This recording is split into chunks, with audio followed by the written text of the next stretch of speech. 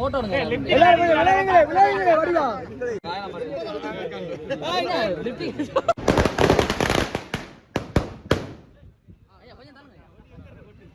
நேற்றைய தினம் பாராளுமன்ற தேர்தல் இடம்பெற்றது. அதற்கான அந்த பெறுபவர்கள் இன்றைய தினம் வெளியிடப்பட்டது. இதன் அடிப்படையிலே திருகோணமலை மாவட்டத்தில் 80க்கும் அதிகமான ஆயிரங்கள் வாக்களை பெற்று தேசிய மக்கள் சக்தி 2 ஆசனங்களை கைப்பற்றியது.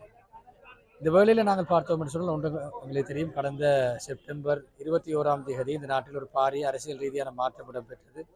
அது இந்த நாட்டில் இடம்பெற்ற ஊழல், மோசடி, வீண்விரயம், புலியான அரசியல் கலாச்சாரம், புலியான பொருளாதார கொள்கை, இனவாதம் உள்ளிட்ட பல்வேறு தரப்பட்ட விடயங்களுக்கு எதிராக மக்களால் வழங்கப்பட்ட மக்கள் ஆணையாகத்தான் நாங்கள் காண்கின்றோம். ஆகவே இந்த வேளையில் இன்றைய தினம் வழங்கப்பட்ட இந்த தேர்தல் பெறுபவர்களின் பிரகாரம் நாங்கள் நம்புகின்றோம், கடந்த செப்டம்பர் 21ஆம் தேதி வழங்கப்பட்ட அந்த தேர்தல் முடிவுகள் மீண்டும் ஒரு முறை மக்களால் இன்னும் பல மடங்குகள் ஏற்றி வைக்கப்பட்டிருக்கின்றது என்ற விடயத்தை தான் நாங்கள் ஏற்றுக்கொள்கின்றோம். ஆகவே இந்த வேளையில் திருகோணமலை உட்பட வடக்கு கிழக்கு மாகாணங்களில் மலையகத்தில் ஒரு பல்வேறு ஒரு மிகவும் பாரிய ஒரு அரசியல் மாற்றம் இடம்பெற்றிருக்கிறது.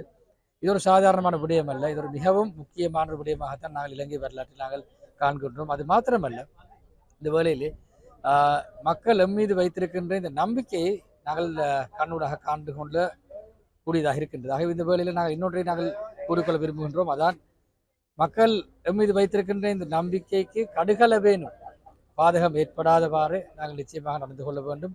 அது மாத்திரமல்ல, இந்த நாட்டினை ஒரு வளமான நாடாகவும் அழகான வாழ்க்கையாகவும் நாங்கள் மாற்றிக்கொள்வதற்கு நாங்கள் அனைவரும் கடமைப்பட்டிருக்கின்றோம். ஆகவே இந்த வேளையிலே மீண்டும் ஒரு முறை மேலும் அத்துடன் நாங்கள் ஒரு விடயத்தை நாங்கள் கொடுக்க விரும்புகின்றோம். அதாவது திருகோணமலை மக்கள் குறிப்பாக 38,000க்கும் அதிகமானோர் என் மீது நம்பிக்கை வைத்து இந்த விருப்பு வாக்கினை வழங்கியிருக்கின்றார்கள். அதாவது திருகோணமலை வரலாற்றிலே இதுவரையில் எந்த ஒரு பாராளுமன்ற உறுப்பினருக்கும் வழங்கியிருக்காத அந்த மக்கள் ஆணையினை எனக்கு வழங்கியிருக்கின்றார்கள். ஆகவே இந்த விடயத்தை நானும் சரியாக புரிந்து கொண்டு மக்களது அந்த அபிலாஷைகளை நிறைவேற்றி நான் கடமைப்பட்டிருக்கின்றேன். ஆகவே இது நிச்சயமாக நாங்கள் பார்க்க வேண்டும்.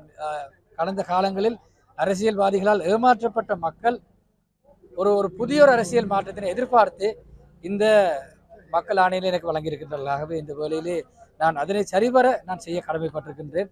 அத்துடன் இதற்கான சரியான அந்த ආදරවෙනීම நான் மக்களிடமிருந்து මෙවර මහමැතිවරණයේදී ජාතික ජන බලවේගය ත්‍රිකෝණාස්ත්‍රික ඓතිහාසික ජයග්‍රහණයක් ලැබුවා.